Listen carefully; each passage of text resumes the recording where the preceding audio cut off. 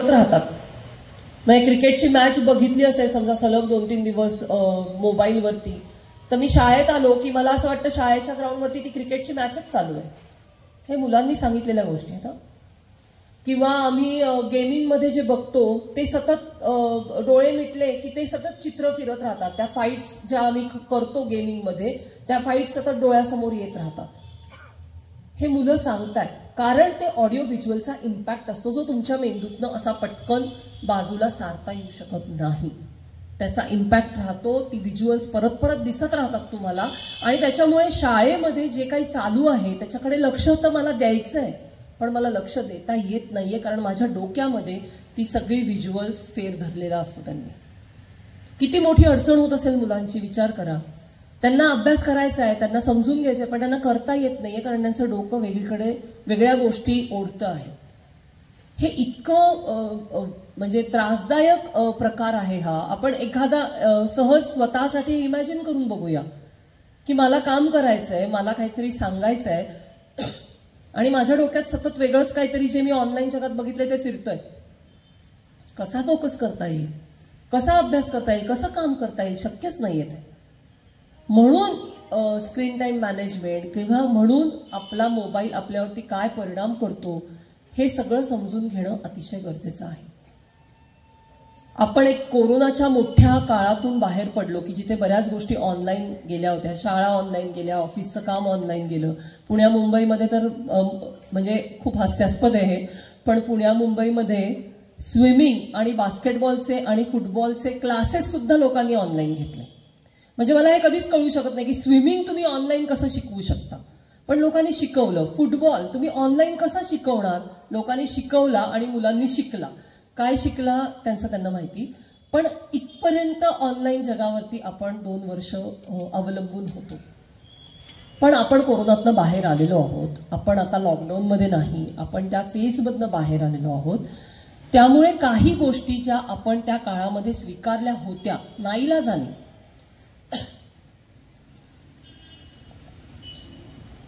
ज्या गोष्टी आपण स्वीकारल्या होत्या नाईलाज म्हणून त्या परत नेण्याची गरज आहे. म्हणजे इथे ज्या शाळांचे शिक्षक उपस्थित असतील आणि जर तुमच्या शाळा ऑनलाईन अभ्यास पाठवत असतील, व्हॉट्सअपवरनं अभ्यास किंवा माहिती पाठवत असतील तर माझी त्यांना कळकळीची विनंती आहे, हे करणं थांबवा. कोरोनाच्या आधी पण आपण अभ्यास फळ्यावरच लिहून देत होतो आणि मुलांना तो वहीत लिहून घ्यायला भाग पाडत होतो. कोरोनामध्ये एक सोय होती कारण शाळा बंद होत्या म्हणून आपण व्हॉट्सअपवरती अभ्यास पाठवणं, सूचना पाठवणं ह्या सगळ्या गोष्टी सुरू केल्या. त्या कंटिन्यू करण्याची गरज नसते इव्हन कॉलेजमध्ये सुद्धा. याचं कारण असं आहे की मुलांसाठी अभ्यास लिहून घेणं हे सुद्धा कौशल्याचं काम असतं. बाईंनी जे लिहिलेलं आहे, सरांनी जे लिहिलेलं आहे ते तसंच्या तसं उतरवणं. अनेकदा मुलं सुद्धा त्याच्यामध्ये चुका करतात.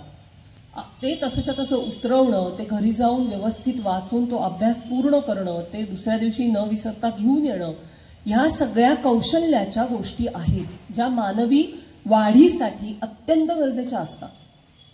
व्हॉट्सअपवरती जेव्हा होमवर्क येतो किंवा व्हॉट्सअपवरती जेव्हा असाइनमेंट्स येतात तेव्हा होतं काय, मुलं ते बघण्यासाठी मोबाईल घेतात आणि मग विंडो शिफ्ट होते आणि ते खूप स्वाभाविक आहे, त्याच्यात मुलांची चूक नाही. की मग ते आलं की मग युट्यूबवर जावंसं वाटतं, युट्यूबवरच्या शॉर्ट्स बघावेसे वाटतात. आईवडिलांचे इंस्टाग्राम अकाउंट्स असतील तर तिथे जाऊन रील बघावेशा वाटतात. हे खूप स्वाभाविक आहे कारण ते जग इतकं आकर्षक आहे की ते तुम्हाला स्वतःकडे ओढतंच.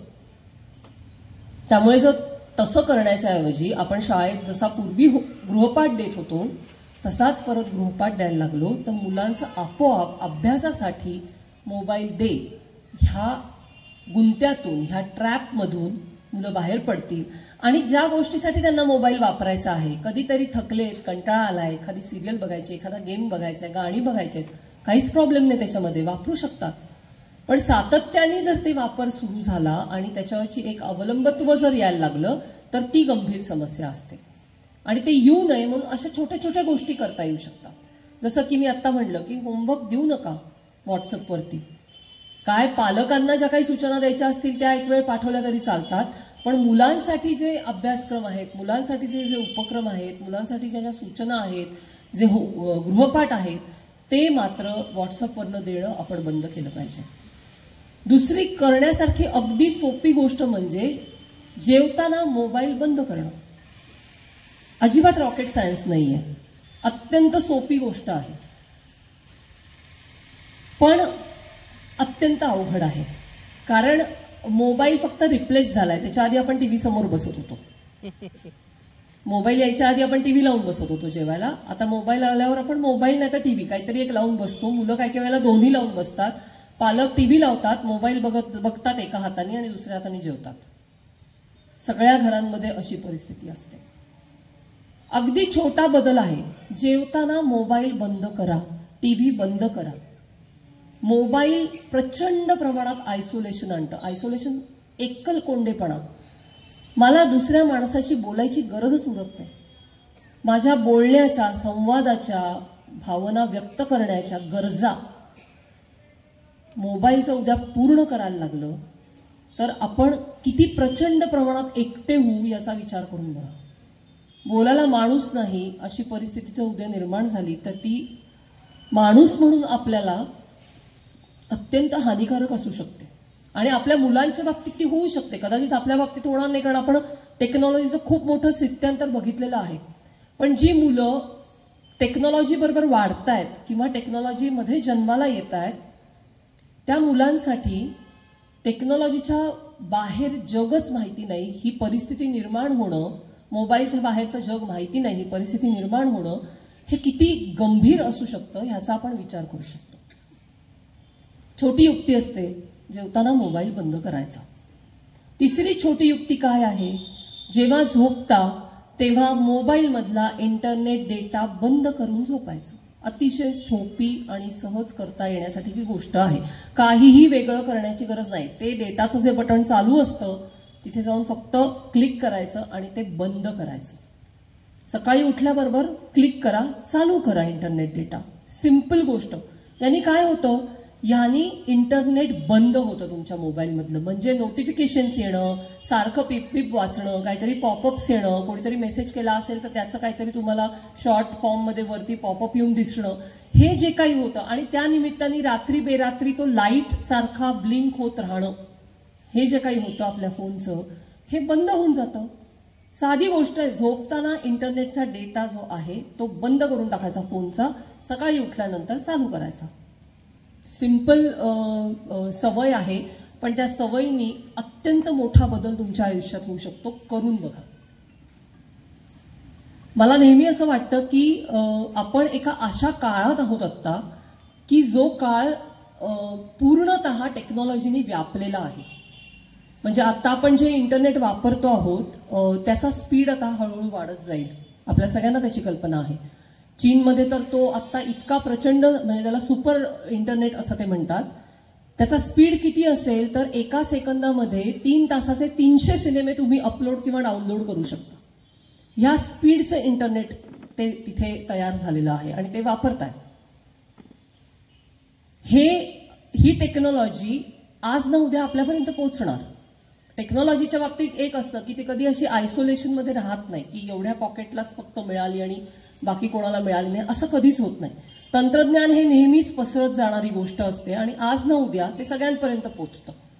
तसं ते त्या स्पीडचं इंटरनेट आज ना उद्या आपल्यापर्यंत येऊन पोहोचणार आहे. जेव्हा या स्पीडचं इंटरनेट आपल्या हातात असेल तेव्हा काय काय होऊ शकतं, आपली मुलं काय काय करू शकतात किंवा त्यांच्यापर्यंत गुन्हेगार किती वेगाने येऊन पोहोचू शकतात, या सगळ्याचा विचार आपण केला पाहिजे. आपण तंत्रज्ञान रोखू शकत नाही, आपण इनोव्हेशन्स थांबवू शकत नाही. ते आपल्या हातात नाही, ते आपल्या हाताबाहेरची गोष्ट आहे.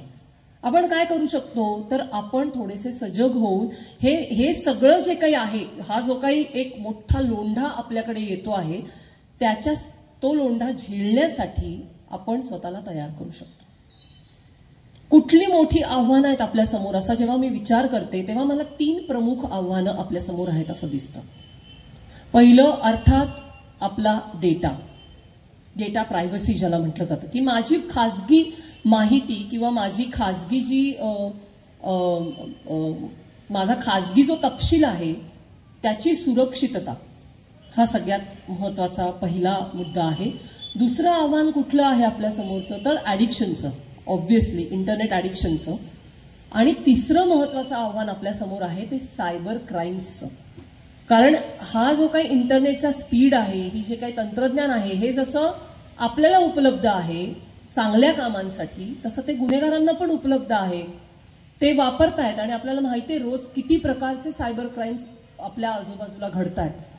म्हणजे त्याच्यामध्ये अगदी फायनान्शियल फ्रॉड्स पासून, एखाद्याची फसवणूक होण्यापासून, खोट्या एखाद्याचं प्रोफाईल तयार करून त्याच्यामधनं फसवण्यापर्यंत अनेक गोष्टी. आणि त्याच्यामध्ये विविधता येत चाललेली आहे. म्हणजे व्हर्च्युअल किंवा डिजिटल अरेस्ट असा शब्द तुम्ही कदाचित बातम्यांमध्ये गेल्या काही महिन्यात ऐकला असेल. सगळ्यात नवा ताजा असा क्राईम आहे तो, की जिथे तुम्हाला एक फोन येतो आणि तो कुठल्या तरी अथॉरिटी लेवलच्या माणसांनी, म्हणजे पोलीस असतील, सीबीआय असेल, किंवा आता एक नवीन चाललंय म्हणजे तुमच्या RTO मधनं, असे खोटे असतात हे सगळे कॉल्स. आणि मग तुमच्या गाडीचा ऍक्सिडेंट झालाय किंवा तुम्ही कुठलं तरी कुरिअर पाठवलंय, त्याच्यामध्ये काहीतरी ड्रग्जच सापडलेत किंवा तुम्ही पाठवलेल्या कुरिअरमध्ये शस्त्र सापडली आहेत वगैरे, असं काहीतरी बनाव केला जातो. माणसांना घाबरवलं जातं आणि प्रचंड प्रमाणामध्ये हरास करून पैसे कमावले जातात. अशा भारतभर अगणित केसेस झालेल्या आहेत. त्यामुळे सायबर क्राईम्स हे आपल्या पुढचं अजून एक महत्त्वाचं आव्हान आहे. आणि या सगळ्याला तोंड देण्यासाठी आपण तयार असणं अत्यंत गरजेचं आहे. डेटा सेफ्टीबद्दल आपण मगाशी तपशिलाने बघितलं. त्याच्यातला एक महत्त्वाचा मुद्दा जो पालक किंवा मुलं किंवा सगळ्यांसाठीच खूप गरजेचा आहे, तो म्हणजे ज्याला आम्ही शेरेंटिंग असं म्हणतो. शेअर आणि पेरेंट हे दोन शब्द एकत्र केलेले आहेत आणि त्याला शेरेंटिंग असा शब्द आहे. शेरेंटिंग म्हणजे काय, तर सातत्यानं मुलांच्या विषयीची माहिती इंटरनेटच्या जगात शेअर करणं. म्हणजे त्यांचे फोटो असतील, व्हिडिओज असतील, सतत व्हॉट्सअपला DP मध्ये फोटो टाकत राहणं, स्टेटसला फोटो टाकत राहणं. सोशल मीडियामध्ये 10वी-12वीच्या परीक्षा झाल्या की मुलांच्या मार्कशीट्स टाकण्याचा एक प्रचंड ट्रेंड गेले मी 3-4 वर्ष बघते आहे. 10वीची परीक्षा झाली, 12वीची परीक्षा झाली की ताबडतोब रिझल्ट लागल्याच्या दिवशी स्वतःच्या मुलाला किती मार्क मिळाले ह्याचा फोटो अपलोड केला जातो सोशल मीडिया प्लॅटफॉर्म्सवरती. हे आपण लक्षात घेतलं पाहिजे की ते मार्क आणि ती मार्कशीट ही त्या मुलाची खाजगी मालकीची वस्तू आहे. जग जाहीर करण्याची ती गोष्ट नाही. आपल्याला कितीही कौतुक वाटत असेल की माझ्या मुलाने 99.99% मार्क मिळवले, तरीही नुसतं 99% मार्क मिळाले हे सांगणं वेगळं आणि हे सांगत असताना त्याची मार्कशीटच अपलोड करणं ही गोष्ट वेगळी आहे.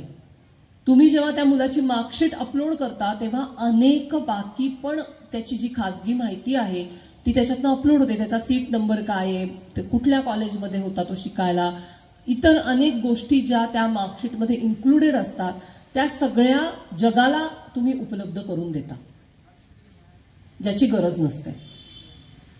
किंवा सातत्याने जेव्हा आपण मुलांचे फोटो, व्हिडिओ, सगळ्या गोष्टी किंवा स्वतःचे पण फोटो, व्हिडिओ सातत्याने जेव्हा ऑनलाईन जगात टाकत असतो तेव्हा त्याचा गैरवापर होऊ शकतो. कारण क्रिमिनल्स सुद्धा आपले जे डिजिटल फुटप्रिंट्स आहेत, जे वेगवेगळ्या कंपन्या आपल्याला काय विकायचं ह्याचे निर्णय घेण्यासाठी वापरतात किंवा आपण काय विचार करावा, कसा विचार करावा याच्यासाठी वापरतात, त्याच पद्धतीने हेच क्रिमिनल्स हाच सगळा डेटा वापरून तुम्हाला कसं फसवायचं याच्यासाठी पण वापरतात. त्यामुळे डेटा एकदा तयार झाला की तो कोणासाठीही उपलब्ध असू शकतो आणि तो क्रिमिनल्सच्या हातात जेव्हा जातो तेव्हा वेगवेगळ्या भयानक गोष्टी घडतात. म्हणजे हे जे सोशल मीडियावरती सातत्याने येत असतात ना ट्रेंड्स, की स्वतःचा फोटो अपलोड करा आणि 20 वर्षांनी तुम्ही कसे दिसताय ते बघा, स्वतःचा अपलोड करा फोटो आणि तुम्ही लहान असताना कसे दिसताय ते बघा. मध्यंतरी एक ट्रेंड खूप फिरत होता, स्वतःचा फोटो अपलोड करा आणि तुमची AI इमेज बनवा. सगळेजण फोटो अपलोड करतात, पण हा कोणी विचार करत नाही की तिकडे मागे बसणारी जी माणसं आहेत, ज्या ॲपवरती किंवा ज्या वेबसाईटवरती आपण हे अपलोड करतो आहोत, त्या वेबसाईटच्या तिथे मागे बसणारी जी माणसं आहेत त्यांची इंटेन्शन्स काय आहेत, त्यांचे हेतू काय आहेत, आपला फोटो त्यांच्या हातात गेल्यानंतर ते त्या फोटोचं काय करणार आहेत, तो ते फोटो कसा वापरणार आहेत, का नुसता आपली AI इमेज बनवून तो आपला फोटो डिलीट करून टाकणार आहेत, आपल्याला काहीही माहिती नसतं. आणि दुर्दैवाने आपल्याला त्याच्याविषयी घेणं देणं पण नसतं. आपण फोटो अपलोड करून टाकतो, ती जी काही AI इमेज तयार होऊन येते ती बघून आपण खुश होतो आणि आपण लगेच ती AI इमेज सोशल मीडियावरती अपलोड करतो. लोक टाळ्या वाजवतात, वा किती छान दिसतेस तू. एक लक्षात घ्या, मी उद्या माझा फोटो समजा अपलोड केला फेसबुकवरती, DP बदलला, सुंदर दिसणारा एक फोटो टाकला, कोण लिहिणार आहे हो खाली तू बावळट दिसतेस, फोटो बदल, अत्यंत भंगार फोटो आहे, असले फोटो टाकत जाऊ नकोस, कोण लिहिणार आहे? सगळेजण टाळ्या वाजवतात. आपल्याला माहिती आहे कोणी असं जाहीरपणे म्हणत नाहीत की तू मूर्ख दिसतेस आणि बदल, हे घाणेरडं दिसतंय, कोणीही असं सांगायला येत नाही. सगळे हेच म्हणतात किती छान दिसतेस, किती सुंदर दिसतेस, वा वा मस्त फ्रेश लुक, सगळे हेच बोलतात. आणि आपल्याला माहिती असतं की लोक हेच बोलणार आहेत, तरी पण आपण दरवेळेला नव्या नव्याने खुश होत असतो. याला म्हणतात ॲडिक्शन, याला म्हणतात डिपेंडन्सी. की आपण एखादी गोष्ट का करतो आहोत हा प्रश्न आपल्याला पडणं इंटरनेटच्या जगात अत्यंत गरजेचं आहे. कारण मुलांचे जेव्हा आपण फोटो आणि व्हिडिओ किंवा त्यांच्याबद्दलचे तपशील जेव्हा ऑनलाईन स्पेसमध्ये टाकतो, तेव्हा आपण मुलांचे डिजिटल फुटप्रिंट त्यांच्या परवानगीशिवाय तयार करत असतो. जसे आपण आपले करतो तसे मुलांचे पण तयार करतो. कारण आपण त्यांची माहिती टाकतो, त्यांचं नाव, त्यांचा फोन नंबर, त्यांचा फोटो, त्यांचा व्हिडिओ, कधीतरी शाळेबद्दलची काहीतरी माहिती.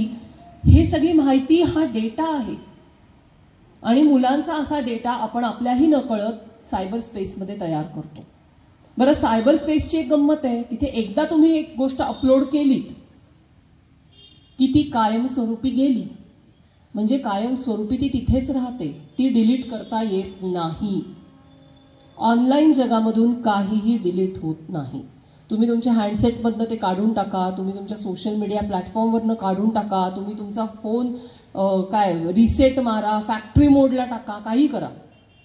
एकदा तुम्ही इंटरनेटच्या जगामध्ये एखादी गोष्ट पोस्ट केलीत की ती इंटरनेटच्या जगातच कायमस्वरूपी राहते, ती तुम्हाला डिलीट करता येत नाही. मग तो तुमचा फोटो असो, व्हिडिओ असो, कमेंट असो, एखादी पोस्ट असो, काहीही असो, ते तुम्हाला तिथनं काढता येत नाही, डिलीट होत नाही.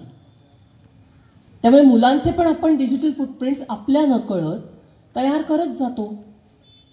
आणि मी मगाशी म्हटलं तसं सर्व कंपन्यांची नजर ही मुलांवर आहे, कारण ते दीर्घकाळाचे ग्राहक आहेत. एक लक्षात घेऊया की इंटरनेट ही एक मोठी बाजारपेठ आहे, मॉल, जिथे वेगवेगळी दुकानं आहेत आणि आपण तिथे जातो आणि वेगवेगळ्या दुकानातनं वेगवेगळ्या वस्तू खरेदी करतो. काही ॲप्सची दुकानं असतात, काही सोशल मीडिया प्लॅटफॉर्म्सची दुकानं असतात, काही ई शॉपिंग म्हणजे ऑनलाईन शॉपिंगची दुकानं असतात. असं ते एक मोठा बाजार आहे, एक मोठा शॉपिंग मॉल आहे, दुसरं काही नाही. ज्यांना कोणाला असं वाटत असेल की सोशल मीडिया प्लॅटफॉर्म्स ह्यांनी आम्हाला अभिव्यक्ती मिळाली आणि ते आमच्या अभिव्यक्ती स्वातंत्र्याचं एक महत्त्वाचं माध्यम आहे, तर हा गैरसमज कृपया दूर करा. ते तुमच्या अभिव्यक्तीसाठी तयार झालेलं माध्यम नाही, तो व्यवसाय आहे आणि तो व्यवसायासारखाच चालवला जातो. याचं कारण असं आहे की तिथे तुम्ही येता याच्यातनं नफा आहे. आपण तिथे जातो त्याच्यातनंच या कंपन्यांचा प्रॉफिट होतो. त्यामुळे जायचं नाही असं नाही, आपण मॉलमध्ये पण जातोच, पण आपण बाजारात जातो म्हणून आपण दिवसभर बाजारातच बसतो का, या दुकानात फिर त्या दुकानात फिर, घरी जायचंच नाहीये, मी बाजारातच फिरत बसतो, असं आपण करत नाही. आपण एखाद्या हॉटेलमध्ये जेवायला जातो, तिथे मेनू कार्डवरती 50 गोष्टी लिहिलेल्या असतात, म्हणून आपण सगळ्या डिशेस मागवतो का, नाही मागवत. आपण चॉईस करतो, आपण निवड करतो की मला आज हे 2 पदार्थ खाऊन बघायचे, मी पुढच्या वेळेला येईन ना तेव्हा हे पण इंटरेस्टिंग आहे, पुढच्या वेळेला हे घेऊया. आपण निर्णय घेतो, आपण निवड करतो. ही निवड ऑनलाईन जगात पण करणं गरजेचं आहे. हातात मोबाईल आहे, त्याच्यावर इंटरनेट 24 तास 12 महिने दिवस रात्र उपलब्ध आहे, म्हणजे ते सतत वापरलं पाहिजे असा नियम नाही. ते गरजेनुसार, आवश्यकतेनुसार वापरायची सवय जर आपण मोठे म्हणून आपल्याला लावली तर ती सवय आपोआप मुलांपर्यंत जाऊन पोचते. त्यामुळे हे करू नका कृपया की माझ्या हातात फोन आहे, मला मिळतोय, जसं त्या आजोबांचं झालं होतं की इंटरनेट आहे, मोबाईल आहे, OTT आहे, त्याची सबस्क्रिप्शन्स घेतलेली आहेत म्हणून 12 तास बघतच बसले. हे स्वास्थ्याचं लक्षण नाही आहे. हे ॲडिक्शनचं लक्षण आहे, हे व्यसनाचं लक्षण आहे. त्यामुळे मुलांचे फोटो व्हिडिओ, त्यांची खाजगी माहिती, ह्या गोष्टी जेव्हा ऑनलाईन जगामध्ये टाकाल तेव्हा प्लीज काळजी घ्या. कारण आपल्याला वाटतं ना त्यापेक्षा ते जग फार विचित्र आहे. याचं एक छोटं उदाहरण तुम्हाला सांगते की ऑनलाईन जगामध्ये पिडोफिलिया हा आजार झालेल्या व्यक्ती खूप मोठ्या प्रमाणावर असतात. पिडोफिलिया म्हणजे काय, तर हा एक मनोविकार आहे, मानसिक विकार आहे, आजार आहे, ज्याच्यामध्ये प्रौढ व्यक्तींना लहान मुलांविषयी किंवा नाबालिग व्यक्तींविषयी प्रचंड तीव्र लैंगिक आकर्षण असतं. हा मनोविकार आहे, म्हणजे हा मानसिक आजार आहे. आणि हा आजार झालेली अनेक माणसं ऑनलाईन जगामध्ये असतात. त्यांची नजर कुठे असते, त्यांची नजर असे मुलांचे जे फोटो व्हिडिओज असतात त्या फोटो व्हिडिओजवरती असते. आपण जेव्हा आपल्या मुलांचे फोटो व्हिडिओ अपलोड करतो तेव्हा ते कुठे जात आहेत ह्याच्यावरती आपलं काहीही कंट्रोल नाही. कोण ते बघतंय, कोण डाउनलोड करतंय, आजकाल सगळं डाउनलोड करता येतं, काही अवघड नाही आहे त्याच्यामध्ये. व्हिडिओज डाउनलोड करता येतात, फोटो डाउनलोड करता येतात. एखादा फोटो डाउनलोड झाला नाही तर त्याचा स्क्रीनशॉट मारता येतो, स्क्रीनशॉट नाही मारता आला तर तो फोटो ठेवून दुसरा मोबाईल घेऊन त्याचा फोटो काढता येतो, सगळं करता येतं. त्यामुळे आपण अपलोड केलेला फोटो व्हिडिओ कुठे जाईल, कोण वापरेल, कुठपर्यंत जाऊन पोचेल, काय हेतूनी वापरला जाईल, ह्या कशावरही आपला कंट्रोल नाही. अशा केसेस भारतभर घडलेल्या आहेत की जिथे लहान मुलांचे फोटो अत्यंत विचित्र पद्धतीने वापरले गेले आणि मग कुठून तरी ते कळलं आणि मग त्या क्रिमिनल्सना अटक झाली वगैरे घटना. तुम्ही जर इंटरनेट सर्च केलं तर तुम्हाला अशा अनेक घटना सापडतील. कारण त्याची पण एक बाजारपेठ ह्या मॉलमध्ये आहे, असे फोटो विकण्याची, जे डीप वेब म्हणतात त्याला. म्हणजे आपण जे वापरतो, असं गृहीत धरूया की ही समुद्र आहे हा, तर ह्या समुद्राच्या ह्या पातळीच्या वरचं जे इंटरनेट आहे ते आपण वापरतो, त्याला सरफेस इंटरनेट असं म्हणतात. आणि ह्या पातळीच्या खालचं जे इंटरनेट आहे त्याला डीप किंवा डार्क वेब म्हणतात, जिथे सगळे नसते धंदे चालतात, जे जे करायला नाही पाहिजे ते सगळं तिथे चालतं. तिथे हे सगळे फोटो व्हिडिओ विकणारी दुकानं म्हणजे वेबसाईट्स आहेत. इंटरनेटचं जग आपल्याला वाटतं तितकं साधं सोपं सरळ सुंदर नाही. ते उपयुक्त आहे का, नक्की आहे. ते फायद्याचं आहे का, नक्की आहे. पण ते तेव्हाच फायद्याचं आहे जेव्हा त्याचे धोके लक्षात घेऊन आपण त्याचा वापर करायला शिकू, तरच ते आपल्या फायद्याचं होऊ शकतं. अदरवाईज ते आपल्या फायद्याचं होऊ शकत नाही. कारण व्यसनं, जे दुसरा आपला महत्वाचा आव्हान आहे, व्यसनांचं आव्हान आपल्यासमोर खूप मोठं आहे. अनेक मुलं, मोठी माणसं, ज्येष्ठ नागरिक आज इंटरनेटच्या व्यसनामध्ये अडकलेली आपल्याला दिसतात. आणि इंटरनेटचं व्यसन म्हणजे काय, तर त्याच्यामध्ये सगळं येतं. गेमिंगचं व्यसन आलं, सोशल मीडिया प्लॅटफॉर्मचं व्यसन आलं, हल्ली आमच्याकडे एक अजून नवीन व्यसन आलंय ते म्हणजे रील्सचं व्यसन. माणसांना कळतच नाही आपण किती वेळ रील्स बघतोय. 5 मिनिटाचा ब्रेक आहे, रील्स बघायला सुरुवात करतात, 1 तास कधी जातो समजतच नाही. अरे 1 तास झाला का, अच्छा ओ मी 1 तास रील्सच बघतोय. रील्सचं व्यसन नवीन प्रकारे मुलांमध्ये पण हे आम्ही खूप बघतो, शॉर्ट्सचं रील्सचं व्यसन. ही सगळी नवीन पद्धतीची, नवीन प्रकाराची व्यसनं आहेत. शॉपिंगचं, ऑनलाईन शॉपिंगचं व्यसन म्हणजे आमच्या पुण्यामध्ये काही अशी नवीन ॲप आलेली आहेत की जिथे 10 मिनिटात वस्तू तुमच्या घरी येते. तुम्ही काही ऑर्डर करा तिथे तुम्हाला किराण्यापासनं, फळभाजीपासनं ते लॅपटॉपपर्यंत किंवा हेडफोन्सपर्यंत, मोबाईलपर्यंत काहीही विकत मिळतं त्या ॲप्सवरती. आणि ते सगळं तुमच्याकडे 10 मिनिटाच्या आत येतं, शब्दशः 10 मिनिटात येतं. वेअर हाऊसेस कारण तशी बनवलेली आहेत आणि ते तुम्हाला घरी होम डिलिव्हरी देतात. आता ही सोय आहे की नाही, आहे, डेफिनेटली आहे. एखाद दिवशी पुण्यासारख्या किंवा मुंबईसारख्या शहरात की जिथे प्रचंड रहदारी आहे, ऑफिसमधनं घरी यायला कधी कधी खूप उशीर होतो, वेळ मिळत नाही, भाजीवाची दुकानं बंद होऊन जातात, असे अनेक प्रश्न आहेत. तिथे तुम्ही घरी गेलात आणि भाजी संपली, पटकन त्या ॲपवरनं तुम्ही भाजी मागवलीत की 10व्या मिनिटाला तुमच्या घरात भाजी येते. पण आता त्याचा दुष्परिणाम कसा होतो की मला जर हे कळलं नाही ॲज अ युजर की हे कधी वापरायचं आणि कधी वापरायचं नाही, तर त्याचा दुष्परिणाम असा होतो की लोक काही पण मागवतात. एक. दुसरं, ज्या वस्तू गरजेच्या नाहीत त्या पण मागवतात. का, कारण जशी ही ॲप्स आली, सुरुवातीला सगळं डिलिव्हरी सगळी फ्री ऑफ कॉस्ट होती. लक्षात घ्या, मी सारखं जे सांगते की हा मॉल आहे, हा बाजार आहे, हा व्यवसाय आहे. सुरुवातीला सगळं फ्री ऑफ कॉस्ट होतं होम डिलिव्हरीज. मग त्यांनी सुरुवात केली की 100 रुपयापर्यंत खरेदी करायची असेल तरच तुम्हाला होम डिलिव्हरी फ्री मिळेल, नाही तर तुम्हाला डिलिव्हरी चार्जेस पडतील. मला घ्यायची कोथिंबीर, भाजी टाकता टाकता माझ्या लक्षात आलं कोथिंबीर संपली. कोथिंबीर मिळते 10 किंवा 20 रुपयाला, पण 10-20 रुपयाची एकच कोथिंबीर मागवायची तर मला 55 रुपये होम डिलिव्हरीचे द्यायला लागतात. मग मी काय विचार करते, अजून 4 गोष्टी मागवू, म्हणजे मग ते डिलिव्हरी चार्जेस पडणार नाही. मग मला नको असलेल्या किंवा लगेच गरज नसलेल्या 4 दिवसांनी पण आणल्या तरी चालतील अशा वस्तू सुद्धा मी विकत घेते, कारण मला होम डिलिव्हरी कोथिंबीरीची फुकट हवी. आणि मग मला जे नको आहे ते पण मी विकत घेतेय, माझे पैसे खर्च होत आहेत, माझ्या घरामध्ये वस्तूंचा भांडार तयार होतोय, एक छोटा शॉपिंग मॉल तयार होतोय. आणि ह्या ट्रॅपमधनं आपण बाहेर येऊ शकत नाही आहोत, कारण आपण हा विचार करत नाही की मी हे कधी वापरायचंय, कधी वापरायचं नाही.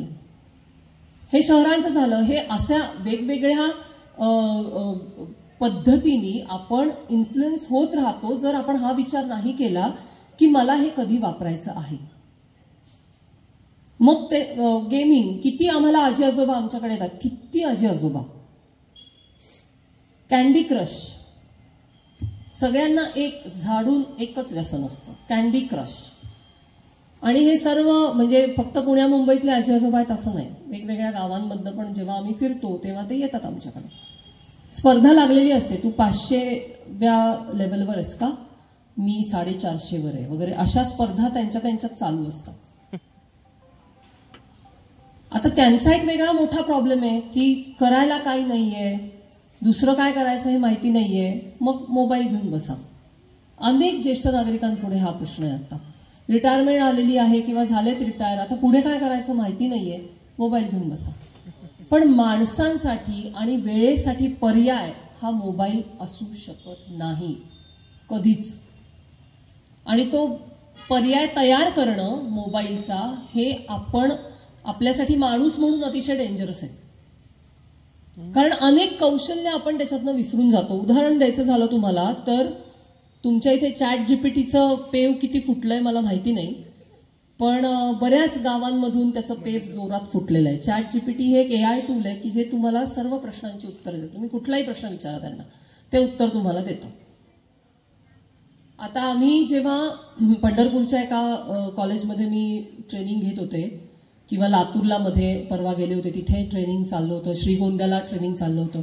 तिथे माझ्या असं लक्षात आलं की सगळीकडे एकच कॉमन प्रॉब्लेम आहे. मुलं काय करतात, किंवा कॉलेजमधली मुलं मोठी किंवा पुढे जाऊन ऑफिसेसमधली माणसं सुद्धा, एखादं काहीतरी पत्र पाठवायचं आहे, एखाद्या प्रश्नाचं उत्तर शोधायचं आहे की चॅट जीपीटीला सांगायचं, आणि मग चॅट जीपीटी त्याचं उत्तर पाठवते. पण मुलं काय करतात, ते उत्तर तसं कॉपी पेस्ट करतात. आम्हाला प्राध्यापक लोक असं सांगतात की अहो आमच्या सिलेबसमध्ये नाही, ते सुद्धा मुलं लिहून काढतात, कारण ते चॅट जीपीटीने सांगितलंय. म्हणजे याचा अर्थ काय होतो की आपण आपला विचार करणं, आपली बुद्धी वापरणं ही प्रक्रियाच बंद करून टाकलेली आहे. चॅट जीपीटीने तुम्हाला एक उत्तर दिलंय, याचा अर्थ ते बरोबर असेल किंवा तुमच्या सिलेबस प्रमाणे जे उत्तर अपेक्षित आहे तेच असेल असं नाही. चॅट जीपीटी काय करतं किंवा कुठलंही AI टूल काय करतं की इंटरनेटच्या जगामध्ये जेवढी इन्फॉर्मेशन उपलब्ध आहे ती सगळी इन्फॉर्मेशन शोधतं आणि तुम्ही जो प्रश्न विचारलाय त्याच्याशी निगडीत जी इन्फॉर्मेशन गरजेची आहे ती एकत्र करतं आणि ती तुम्हाला आणून देतं. पण ह्याचा अर्थ असा नाही की तुमच्या पुस्तकात जो सिलेबस आहे, जो धडा आहे, त्याचं अचूक उत्तर ते आहे. मुलं कॉपी पेस्ट करतात, त्याच्यावरनं असाइनमेंट सोडवतात आणि त्या असाइनमेंट बेसवरती त्या मुलांना प्रश्न विचारले, विशेषतः कॉलेजमधल्या मुलांना, की त्यांना उत्तर देता येत नाहीत, कारण आपण काय लिहिलंय ते माहितीच नसतं ना. चॅट जीपीटीने सांगितलं ते कॉपी की पेस्ट केलं, फक्त हे वापरलंच नाहीये. जेव्हा आपण सगळी AI टूल्स किंवा इंटरनेट हे आपल्या असिस्टंट सारखं वापरायला सुरुवात करू की माझा सहाय्यक येतो, तो मला मदतीसाठी आहे आणि मला जेव्हा गरज लागेल तेव्हा मी त्याचा वापर करीन, अशा पद्धतीने आपण ही टेक्नॉलॉजी जेव्हा वापरायला सुरुवात करू त्याच्यानंतरच आपण ह्याच्यामध्ये सर्व्हाइव्ह होऊ शकतो. त्याच्यानंतरच ह्याचा प्रभाव आपल्यावरचा कमी होऊ शकतो. नाहीतर ती टेक्नॉलॉजी आपल्याला टेक ओव्हर करेलच. म्हणजे अनेक ह्या विषयातले जे तज्ज्ञ आहेत ते असं सांगतायत की हे भीतीदायक आहे. पुढच्या काळात टेक्नॉलॉजी माणसावरती हावी होईल किंवा त्याला रिप्लेस करायला बघेल. विशेषतः AI आर्टिफिशियल इंटेलिजन्सच्या बाबतीत हे खूप गंभीरपणे बोललं जातं.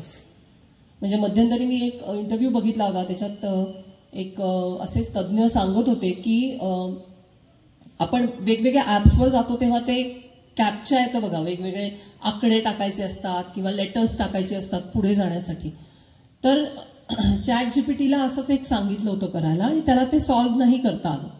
तर ChatGPTने काय केलं, एक अशा काही वेबसाईट्स असतात की जिथे तुम्ही ॲक्च्युअल माणसांना प्रश्न विचारू शकता. म्हणजे जसं आपण इंटरनेटला प्रश्न विचारतो तसं ॲक्च्युअल माणसाला प्रश्न विचारायचा की अमुक अमुक प्रश्न आहे तर हे कसं सोडवायचं, की समोर ॲक्च्युअल माणसं असतात ती तुम्हाला उत्तरं देतात. तर ChatGPTनी म्हणजे AI टूलनी तशा एका वेबसाईटला प्रश्न विचारला की हे काय आहे, ते कॅप्चा जे होतं हे काय आहे. तर समोर ऑब्व्हियसली माणूस बसलेला होता, त्यामुळे त्याने विचारलं की तू माणूस नाही आहेस का, तू रोबोट आहेस का, कारण तू हा प्रश्न विचारतोयस. तर ChatGPTनी त्याच्यावर असं सांगितलं की मी माणूसच आहे पण मी अंध व्यक्ती आहे आणि त्याच्यामुळे मला ते वाचता येत नाहीये, तर तू मला ते सांग काय आहे, म्हणजे मी ते टाकीन आणि पुढे जाईन. म्हणजे बघा, AI सुद्धा खोटं बोलायला शिकतो आहे. तो माणसाची सगळी गुणदोष जे आहेत ते हळूहळू घेणार आहे, तसाच तो वाढणार आहे. कारण म्हणूनच त्याला आर्टिफिशियल इंटेलिजन्स म्हटलंय. म्हणजे बुद्धिमत्ताच आहे ती, जशी माणसाकडे आहे तशीच एक कृत्रिम पद्धतीने तयार केलेली बुद्धिमत्ता आहे. त्यामुळे माणसाचे जे गुणदोष आहेत ते आज ना उद्या त्याच्यामध्ये येणार आणि मग गुणदोष आल्यानंतर त्याचा वापर माणसांच्या विरोधात किंवा माणसांना सहाय्यक म्हणून करताना काय काय होऊ शकतं याचा आपण विचार केलेला बरा. त्याच्यामुळे हे आव्हान आपल्या सगळ्यांच्या समोर आहे, हे समजून घेणं गरजेचं आहे. तिसरं मोठं आव्हान मुलं आणि मोठे सगळ्यांच्या समोर आहे ते म्हणजे सायबर क्राईम्सचं. कारण ज्या गतीने आपल्या देशामध्ये सायबर क्राईम्स वाढत आहेत, सायबरचे प्रश्न तयार होत आहेत, ते फार भीतीदायक आहे.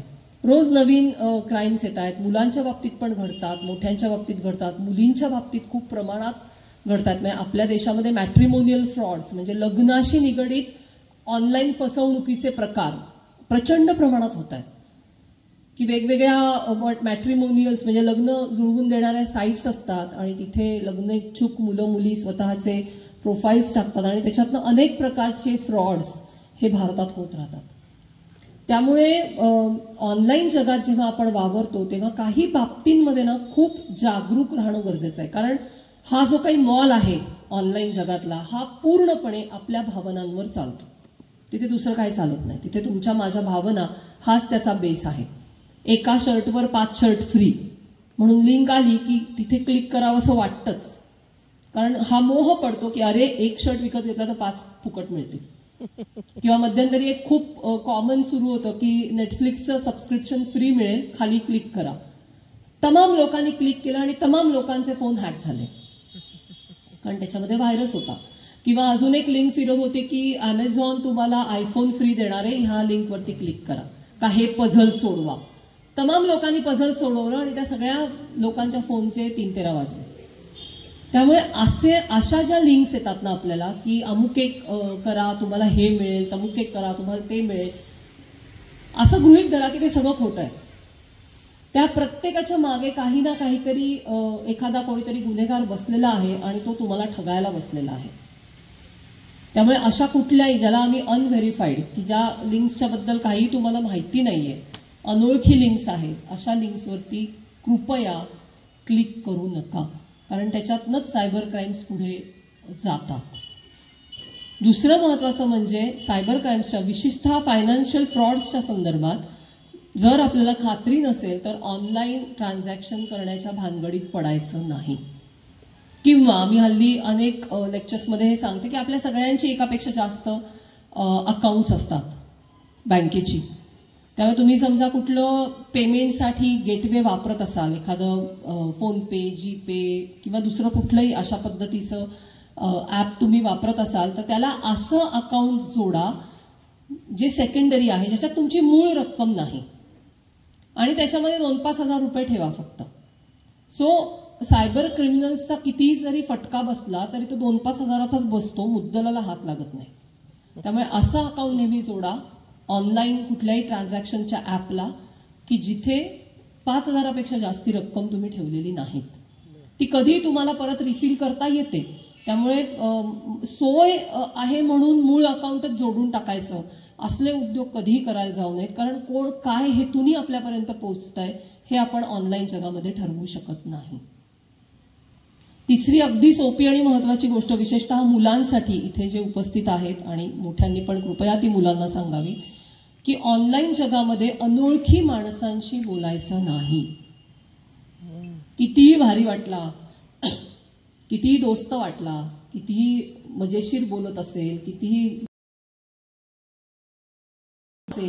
तुमच्या सगळ्या प्रश्नांची उत्तर देत असेल तरीही ऑनलाईन जगामध्ये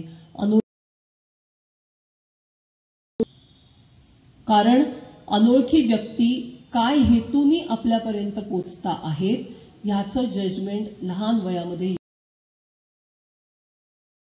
तर लहान मुलं तर अगदीच लहान असतात. त्यामुळे भानगडीतच पडायचं नाही. अनोळखी व्यक्ती आहे का, मला माहिती नाही का, मी बोलायला जाणार नाही, हा नियम लावा सगळ्यांनी स्वतःसाठी. केसेस झालेल्या आहेत की जिथे ऑनलाईन जगामध्ये कुठेतरी अनोळखी लोकांशी संपर्क होतो, मैत्री होते, तरुण मुलामुलींच्या बाबतीत प्रेमात पडण्याचे प्रसंग घडतात आणि पुढे अनेक त्याच्यातनं कॉम्प्लिकेशन्स येतात. पुण्यात घडलेल्या 2 घटना आहेत. 18-19 वर्षाची मुलं होती, मला वाटतं ती म्हणजे सज्ञान होती पण 18-19 वर्षाचीच होती. आणि ऑनलाईन जगामध्ये असंच एक व्यक्ती त्यांना भेटला, ते प्रेमात पडले, काय म्हणजे सगळं जे काय चॅटिंग आणि गुलुगुलू गप्पा आणि जे काय असेल ते सगळं झालं. आणि त्याच्यानंतर त्या समोरच्या म्हणजे ती मुलगी असं तिने दाखवलं होतं पण ती मुलगी नसणार ऑब्व्हियसली. नंतर अनेकदा असं होतं की आपण मुलगी होत असं दाखवलं जातं पण भलतेच मुलगे पुरुष समोर असतात किंवा एखादा मुलगा आहे असं दाखवलं जातं आणि मागे मुलगा मुलगी कोणीच नसतं, बॉट असतो म्हणजे रोबोट असतो बसलेला. असं काही होऊ शकतं त्या जगामध्ये. म्हणजे आपण काहीच सांगू शकत नाही की तिकडे मागे जे सांगितलं जातंय तीच व्यक्ती बसलेली आहे, त्याची 0 गॅरंटी देता येते. तर ह्या केसमध्ये पण तसंच झालं आणि ते जे काही त्यांचे चॅट्स होते त्यांनी ब्लॅकमेल करायला सुरुवात केली ह्या मुलांना. त्या समोरच्या जी कोणी क्रिमिनल होती जे कोणी होतं त्यांनी, आणि त्याचं प्रेशर आलं या मुलांवरती. आणि प्रेशर कसं आलं तर ही दोन्ही मुलं पुण्यामध्ये शिकायला छोट्या गावातनं खेडेगावातनं अशी आलेली होती.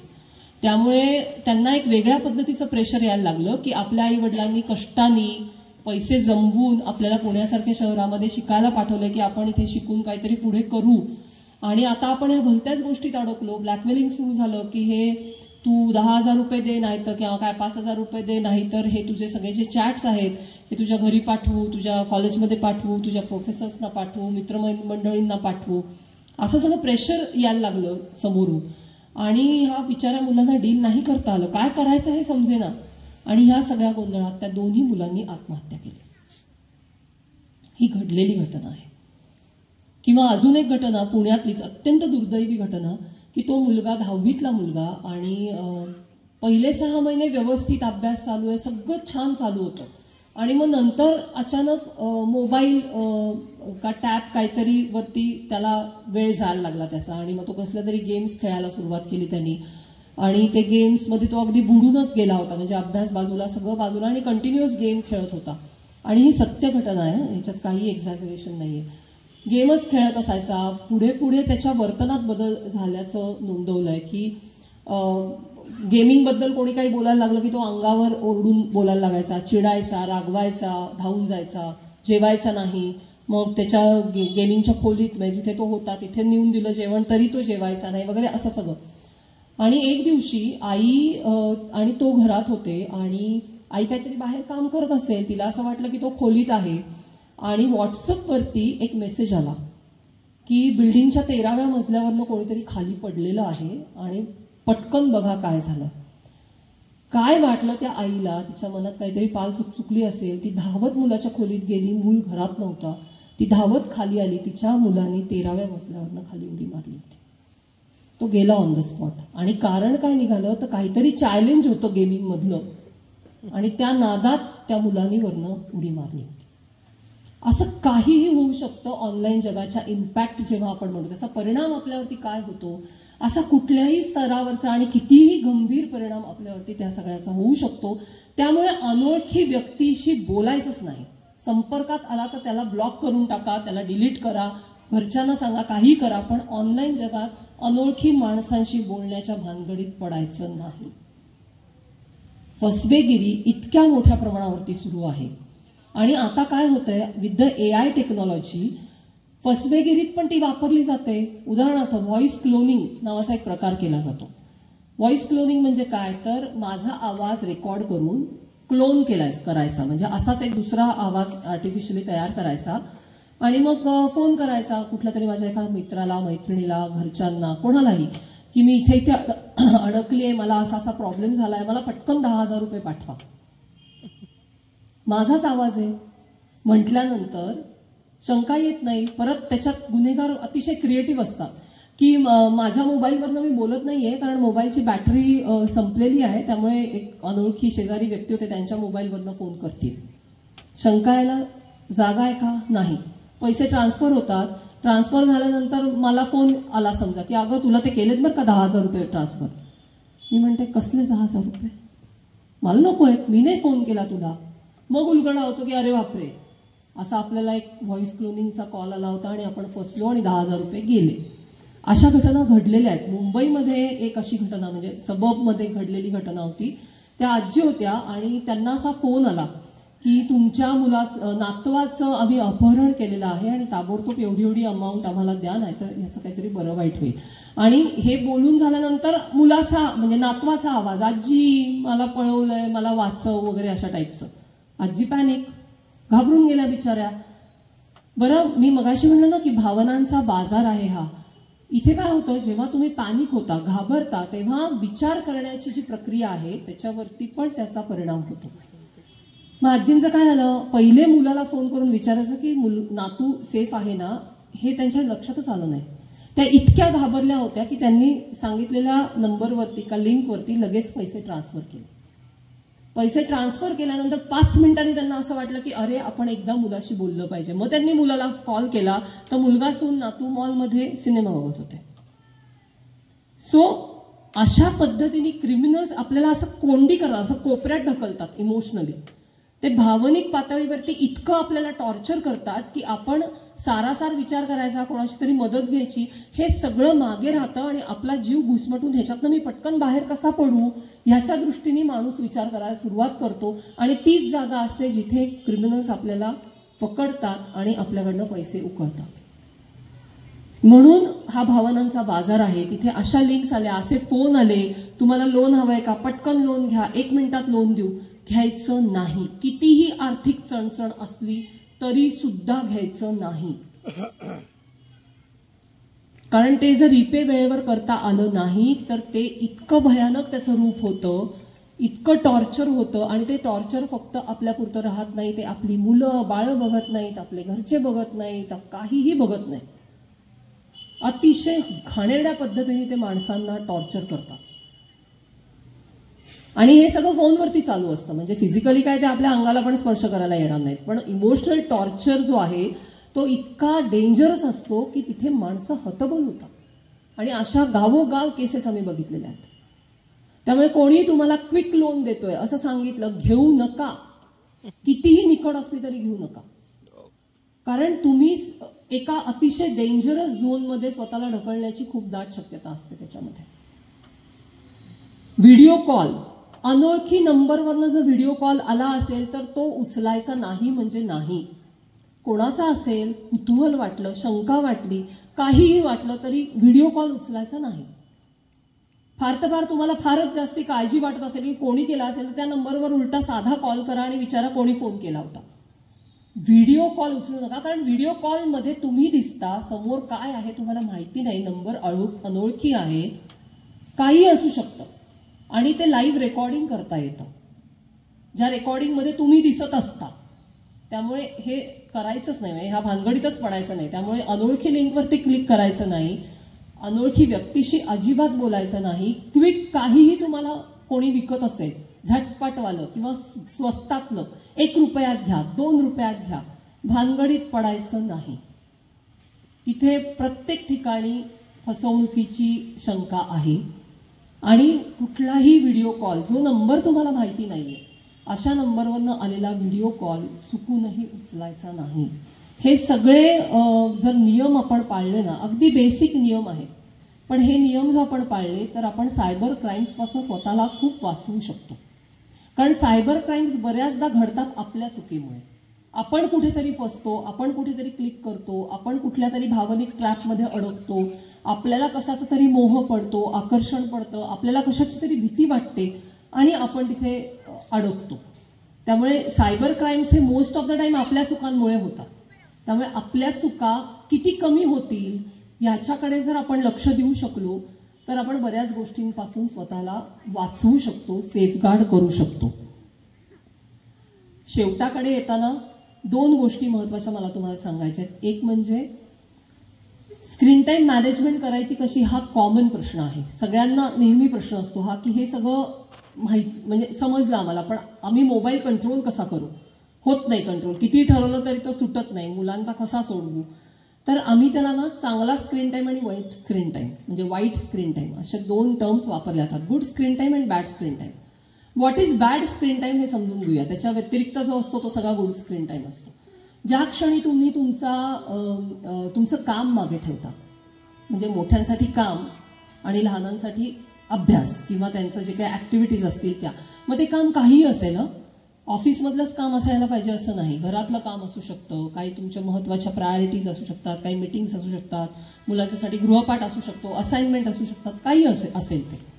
जेव्हा तुम्ही तुमचं काम कॉम्प्रोमाइज करता, म्हणजे ते त्याच्याकडे दुर्लक्ष करता, जेव्हा तुम्ही झोपेकडे दुर्लक्ष करता, म्हणजे नाही मी आज सिरियल बघत बसेन, नाही ठीक आहे 3च तास झोपले काय फरक पडतो, असं जेव्हा फ्रिक्वेंटली व्हायला लागतं, जेव्हा तुम्ही झोप तुमची पणाला लावता, जेव्हा तुम्ही तुम्हाला काय आवडतं हा विषय मागे टाकता. मला हे खूप महत्त्वाचं वाटतं, कारण आता ना आपल्याकडे सगळं आहे पण आपल्याकडे आपल्या छंदांसाठी वेळ नाही आहे. आपण हा विचारच करणं बंद करून टाकलं की मला काय आवडतं, काय केलं म्हणजे मला आनंद मिळतो, आणि मला माझ्या जोडीदाराला, माझ्या आईवडिलांना, माझ्या मुलांना नाही, मला स्वतःला काय केल्यावर आनंद मिळतो, काय केल्यावर मला बरं वाटतं. मला पुस्तक वाचल्यानंतर आनंद मिळतो का, मला सिनेमा बघितल्यानंतर आनंद मिळतो का, मला फिरायला गेल्यानंतर आनंद मिळतो का, ट्रेकिंग करायला गेल्यानंतर आनंद मिळतो का, बागकाम केल्यावर आनंद मिळतो का, मला लोकांशी गप्पा मारल्यावर आनंद मिळतो का, मला झोपून आनंद मिळतो का. काही लोकांना झोपायला आवडतं. काय केलं म्हणजे तुम्हाला छान वाटतं, तुम्हाला आनंद मिळतो, ह्याचा प्रत्येकाने विचार करणं अत्यंत गरजेचं आहे. कारण आत्ता काय होतंय, आपण काम करतो नाही तर आपण मोबाईलवर असतो. या 2 क्रियांच्या व्यतिरिक्त आपण काही करतच नाही. आपण एक तर काम करतो, झोपतो, आणि उरलेला सगळा वेळ आपण मोबाईलमध्ये गुंतलेलो असतो या न त्या कारणाने. त्यामुळे कोणाला पळायला जायला आवडत असेल, चालायला जायला आवडत असेल, व्यायाम करायला आवडत असेल, भरतकाम, विणकाम, काय बागकाम, काहीही जे तुम्हाला आवडतं ते करण्यासाठी दिवसातली कमीत कमी 15 मिनिटं देणं गरजेचं आहे.